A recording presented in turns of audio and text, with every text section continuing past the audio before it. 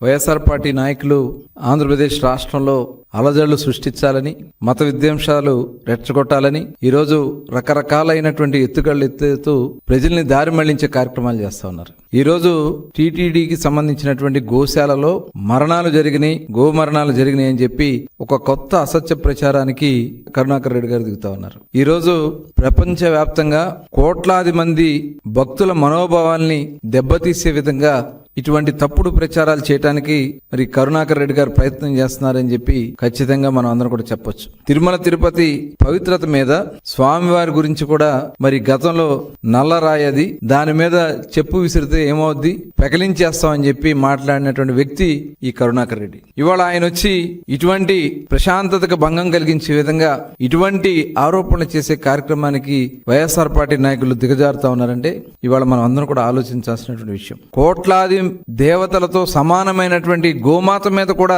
ఇలాంటి తప్పుడు ప్రచారాలు చేయడానికి ఇవాళ వైఎస్ఆర్ పార్టీ నాయకులు దిగజారుతా ఉన్నారంటే మనం అందరం కూడా ఆలోచించాల్సినటువంటి విషయం. గోమరణాల గురించి తప్పుడు ప్రచారం, 100 ఆవులు చనిపోయినాయి అని చెప్పి ఒక తప్పుడు ప్రచారాన్ని వాళ్ళు చేస్తా ఉన్నారు. మామూలుగా గోశాలలో దాదాపు 2600 గోవులు ఉంటే అక్కడ వృద్ధాప్యం వల్ల గాని, లేదైతే డెలివరీలో ఇబ్బందుల వల్ల గాని, వ్యాధుల వల్ల గాని యావరేజ్న ఒక 10 ఆవులు మరి అక్కడ మరణిస్తూ ఉంటాయి. దాన్ని కూడా ఇవాళ ఒక తప్పుడు ప్రచారాలు చేయడానికి ప్రయత్నం చేస్తా ఉన్నారంటే మనం అందరం కూడా ఆలోచించాల్సినటువంటి విషయం.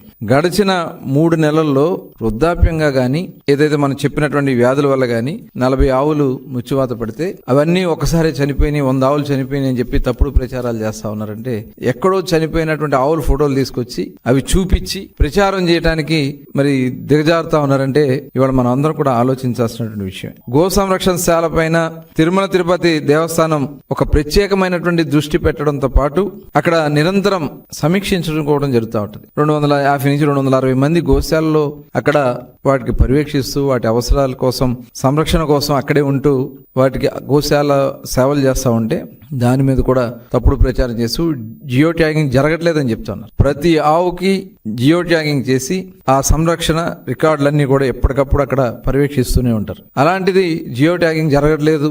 ఎవరి కోసం మీరు ఈ మాటలు మాట్లాడుతూ ఉన్నారో కరుణాకర్ రెడ్డి గారు తెలియజేయాలని చెప్పి నేను కోరుతా ఉన్నా.